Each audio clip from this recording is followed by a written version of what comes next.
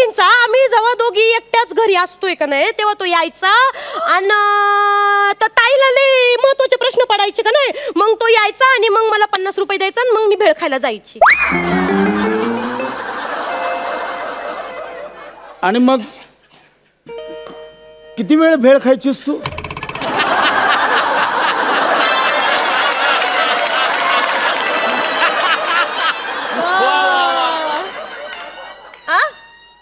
किती वेळ भेळ खायचीस? मायाकडचे पैसे संपेस्तो. म्हणजे माझ्याकडे मायाकडचे पैसे संपेस्तो.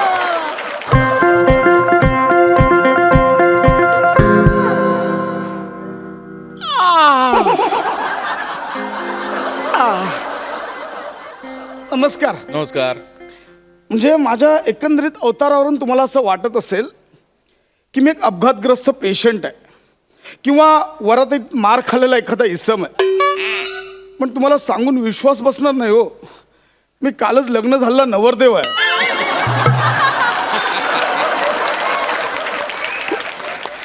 खूप स्वप्न पाहिलेली हो. गावाकडची मुलगी केलेली साधी मुलगी. म्हटलं कसं स्वागत करतील, जावयाचं काय काय करतील. पण त्यांचे रीतिरिवाज चालू झाले ना तर मला कळत नव्हतं लग्न चालू आहे की युद्ध चालू आहे. आणखी एक गोष्ट, नवीन लग्न करणाऱ्या सगळ्यांना सांगायचे मला, मुलगी बघायला चाल ना, भले मुलीला प्रश्न विचारला ना नाही तरी चालेल, पण मेहुणीला आधी विचारा. तिच्यापेक्षा ह्यांचेच नकर जास्त असा.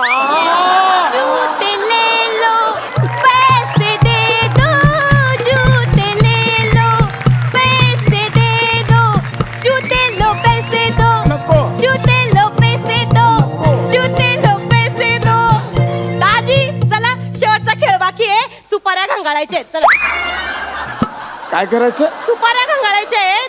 घंगाळ्यात असं कुकवाचं पाणी, लाल भडक कुकवाचं पाणी करून ठेवलंय, त्याच्यामध्ये सुपाऱ्या घालून ठेवल्यात. दीदीचा एक हात, तुमचा एक हात, त्यातनं एक सुपारी बाहेर गेली. लय भारी गेलं. बस झालं ग, कंटाळा आला तुमच्या रीतिरिवाजांचा. काय दाजी सारखा कटा कटा कटा कटा लावलाय. अहो कसं आहे, आमच्या घरचं पहिलंच कार्य आहे. लग्न म्हणल्यावर रीतिरिवाज असतातच. माझी पण तेवढी रंगीत तालीम होऊन जाते बा. हो ना, मी येईन तुझ्या शोला. हा नाही, कदाचित मी पळून जाऊन लग्न. दादी उगा तुम्ही कटाळा कटाळा करू नका. मला माहिती आहे तुम्ही घरी गेल्यावर मज्जाच मारणार आहे. उगा रीतिरिवाज पाळणार आहे का तुम्ही? मला तुझ्या जिभेला काही हाड. बस झालं, मला माफ करा आता. दादी तुम्ही अर्धाच मोजा का बरं घातलाय? अख्खा मोजा कुठे गेला? मोजा नाही ग, माझा पाय भाजा. भाजा? तुझ्या आईशीने केलं हे सगळं. काय केलं माझ्या आईने? काय विचार केलेला, नवीन जावयाचं कसं स्वागत करतील, पंचामृताने पाय धुतील, मग रेशमाच्या कापडाने पुसतील. अगं तुझ्या आईशीने उकळतं पाणी टाकलं पायावर. नाही नाही, उकळतं पाणी नव्हतं, ते पंचामृताचंच पाणी होतं. कसलं पंचामृत? पाण्यात कसं कावळा शिटल्यावर दही टाकलं वरतून लिंबू पिलं म्हणजे झालं पंचामृत. पंचामृत काय दाजी, साखर बी घातली होती, जरा चाटून बघायचं. मारी ना, डोकं नको फिरू माझं आधीच. हो दाजी, माझ्या आईची काही चूक नव्हती हो, सगळी चूक माझी होती. काय झालं, माझ्या आईने मला सांगितलं होतं का ते पंचामृताचं पाणी आहे ना ते जरा बाबा कोंबट करून घेऊन ये, म्हणून मी आपली कोंबट करायला ते असं गॅसवर ठेवलं पाणी, आणि ते जरा मी माझ्याशी खयालांमध्ये खोवली ना, आणि खयालांमध्ये खोवली, मग मी अशी तापली. पंचामृतची पाणी तापली, पंचामृत तापले असं. अगं पण तुझ्या खोवलीच्या नादात इथे पायाला खवले पडले, त्याचं काय हे एवढे मोठे मोठे फोड आले माहितीये? त्यात तुझ्या त्या भावाची 2 कार्टी. जुळे जुळे ते चंगू. हा तेच ते चंगूमंगू. रात्री झोपलो होतो, अय्या काकांच्या पायावर साबणाचे फुगे असं करून 2 फोड फोडून गेले.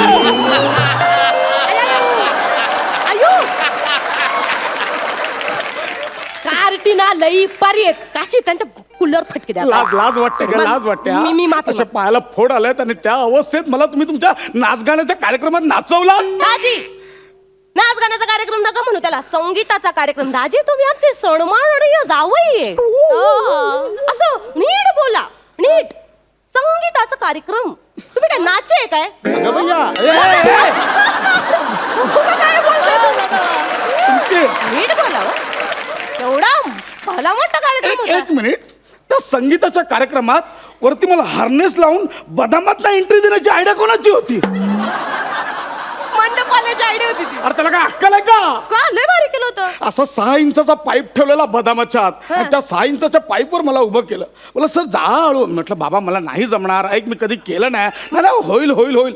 बदाम अर्धवट आलं आणि बदाम हल्ला ना, मी डायरेक्ट पाईपावर खाली, पाईप मध्ये बदामात माझे पाय बाहेर. बदामाला पाय फुटल्यासारखं वाटत होतं माहितीये. नंतर त्याने हळूहळू खाली सोडला, बदामाचे अंडरवेअर घालून खाली उतरतो असं वाटत होतं.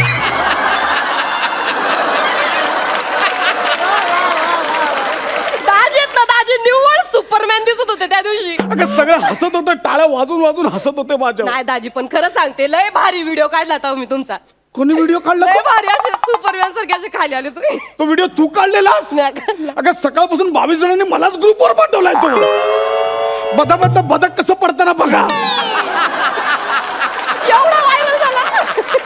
काय छळ मांडलाय, काय छळ मांडलाय. तो तो तो काय प्रकार होता? कुठला? ते काहीतरी पान चावायचा काय प्रकार होता? सांग सांग काय प्रकार होता? लय लाज वाटत होती आम्हाला सगळ्यांना, पण लय भारी खेळ येतो. म्हणजे काय करायचं, असं नवऱ्याने तोंडात पान घ्यायचं आणि बायकोने ते असं खरचकन तोडायचं. काय तोडायचं? पान. पान तोडायचं ना? तुझ्या बहिणीने अख्खा ओठ तोडला का? अख्खा ओठ तोडला. आई दीदी पण ना एक साईड झाली ना, तिला भानच राहत नाही. नेहमीच आहे तिचं. नेहमीच म्हणजे? नेहमीच म्हणजे? भोळी आहे माझी दीदी, लय भोळी माझी दीदी. खरंच तिला ते भान राहत नाही. दाजी तुम्ही अर्धीच टोपी का बरं घातली? अर्धी टोपी नाही, ही टोपी दिसते तुला. बँडेज बांधलं, बँडेज. अयो का बरं? ते अक्षता मारलात ना तुम्ही लग्नात. काय टाकलं होतं का अक्षतात? लोखंडाचा चुरा घातला होता त्याच्या. म्हणजे माय काका आहेत ना, काका मोक्कार पर्यावरण स्नेही आहेत. हा माहिती त्यांना तांदूळ बिंदूळ असे वाया गेलेले अजिबात आवडत नाहीत, म्हणून ते म्हणले लोखंडाचा चुरा आण बन त्याच्यात अक्षता करून टाक. तुम्ही लोखंडाच्या चुऱ्याच्या अक्षता केलात? लोखंडाच्या चुऱ्याच्या? आता म्हणलं बघा, आता तांदूळ नाही वापरायचे, मग आता प्लॅस्टिक वर पण बंदी. म्हणलं आता काय वापरायचं, काय वापरायचं. मग माझा दोस्त म्हणला काही इथं जवळच लोखंडाचा कारखाना आहे, तिथं माझा दोस्त कामाला आहे, तिकडनं लोखंडाचा चुरा घेऊन ये आणि त्यालाच आपण चकचकीत करून टाकू बा. मग काय दिला पांढरा पिवळा आणि हिरवा रंग. तुझ्या काकाचं पर्यावरण वाचवण्याच्या नादात माझ्या डोक्यावर टेकड्या उडवल्या, त्याचं काय? नंतर ना त्या लोखंडाच्या चुऱ्याच्या अक्षतांमध्ये ना 4-5 छर्रे पण मारले. कोणी मारले छर्रे? एवढ्या अशा काचेच्या गोट्या पण होत्या. त्याला ते टमण म्हणतात. हा ते टनम करून लागलं इकडे माझ्या. अगं अजूनही लोखंडाचे तुकडे अडकले तिकडे. अहो मग दाजी मला सांगायचं ना, मी दिलं असतं तुम्हाला लवचुंबन. काय काय दिलं असतं? लवचुंबन. लवचुंबन. लवचुंबन म्हणजे? अहो ते नाही का ते असं लोखंड असं खेचून घेतंय ते. त्याला लोहचुंबक असं म्हणतात. लोहचुंबक. हे तुमच्या शहरातल्या लोकांचं लय असं लोचुंबन एवढं कोण बोलत बसतंय का? कसं लोचुंबन नाही चिकटलं तरी ऐकायला बरं वाटतं. लोचुंबन कुठं सोयरी जुळवली मी. बायको ओठापासून बोटापर्यंत सगळं चावते. कान पिळायला लागले, कान तोडून ठेवला. काय काय आहे? अगं जेवढा आहेर नाही ना आला तेवढी टेंगळं आली तिकडे. दाजी जाऊ दे सोडा ना.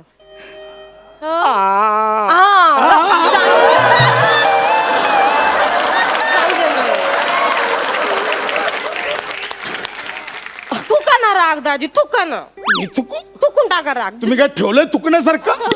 तुम्ही तुकला तोंडावर. का? तो कुठला कार्यक्रम होता चुळा भरायचा? गुळण्यांचा लय भारी मजा येते त्या कार्यक्रमात माहितीये का.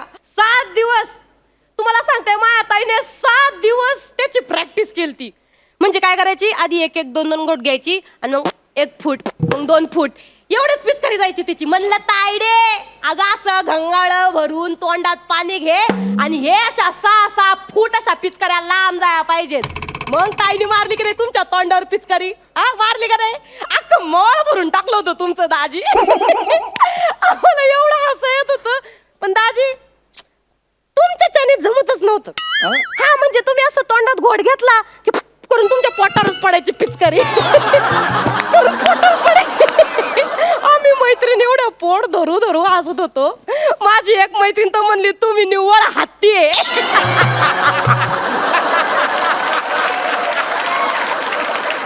म्हणजे हत्ती सारखी अशी सोंड जरी लावली असती ना तरी 6 फूट अशी लांब पिचकारी गेली असती बुवा तुमची. म्हणजे मी हत्ती. बिना सोंडेचा. पिंके, दाजी पिचकाऱ्या कशा लांबच जाया पाहिजेत. तुम्ही प्रॅक्टिस करा, आपण नेक्स्ट टाइम परत घेऊ. तुम्ही तुमच्या पिचकाऱ्या मोजा, मला माझी बुट्ट दे, मी चाललो. नाही. मला माझी बुट्ट दे, मी चाललो. जुते लेलो आणि मग पैसे लेलो. कानपूर फोडी. अगं हे कसले जुते देतो, कसले रीतिरिवाज. मी रीतिरिवाज सांगतो तुम्हाला. आहे बघ, माझा ना विवाह या संकल्पनेवर अभ्यास केलाय, थिसिस लिहितो मी विवाह याच्यावर, कळलं का. मला सांगतायत रीतिरिवाज. अगं अरेंज मॅरेजमध्ये नवरा आणि नवरी हे एकमेकांसाठी अनोळखी असतात, ते जवळ यावे, त्यांची ओळख व्हावी म्हणून हे रीतिरिवाज असतात. पिचकाऱ्या सोडून त्याची गुणवत्ता सिद्ध करण्यासाठी नसतात हे. अरे काय, मला विचार, मी सगळ्या देशांच्या लग्नाचा अभ्यास केलाय. म्हणजे केनियामध्ये लग्न कशी होतात, नांबियामध्ये लग्न कशी होतात, झांबियामध्ये लग्न कशी होतात. तुला माहिती आहे, झांबियामध्ये ना भाऊजीचा तुरा मेहुणी लपवते, आणि जी मेहुणी लपवते ना भाऊजी तिला पण घरी घेऊन जात. मी देतो 5,000. चल घरी, चल चल ना घरी, चल 5. असे दुःखीत मग मी काय रस्त्यावर पडलेले वाटले का तुम्हाला दाजी? हे असले भलते सलते विचार माझ्याबद्दल नाही करायचे. फक्त 5,000 येत नाही मी.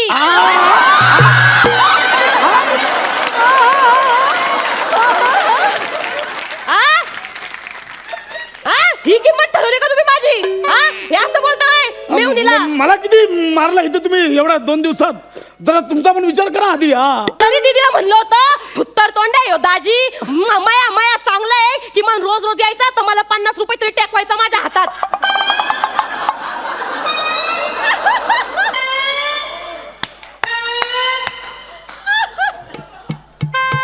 पिंकी, हा मया कोण?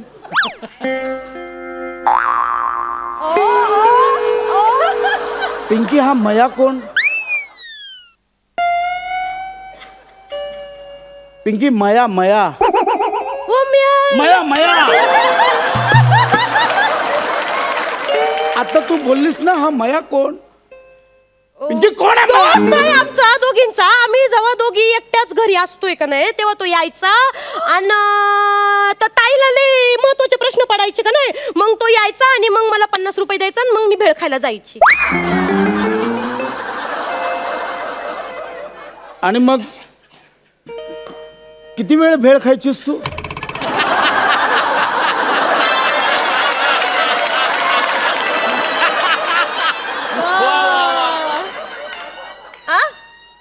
किती वेळ भेळ खायचीस? मायाकडचे पैसे संपेस तो. म्हणजे मायाकडे मायाकडचे पैसे संपेस. मग तू भेळ खायची आणि मग ती दोघं काय करायचं? ते गणित शिकवायचा ताईला, मी भेळ खायची. आणि ताई वेळ खायची. गणित तुलगडायचं नाही हो दाजी, कुठं एवढ्या भानगडीत पडताय तुम्ही? जाऊ दे ना. हा माया कोण मला नक्की सांग. त्यो माया आहे. 23 भाऊ आले मानलेले तिचे त्यो पण आणलं. फोटो काढायला. त्यातला माया नक्की कोण? 7 जणांनी तिला उचलून धरलेला, त्याच्यातला माया नक्की कोण? पिंकी, तुला 5,000 ना मी 10,000 देतो, आधी मला सांग माया कोण? मंडपवाला.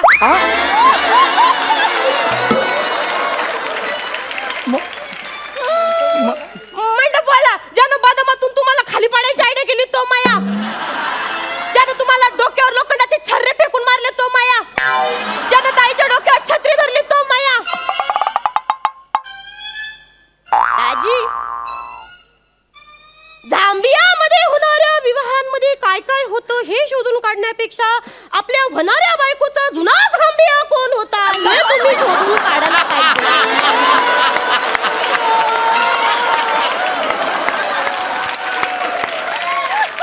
मैया मैया नो नो नो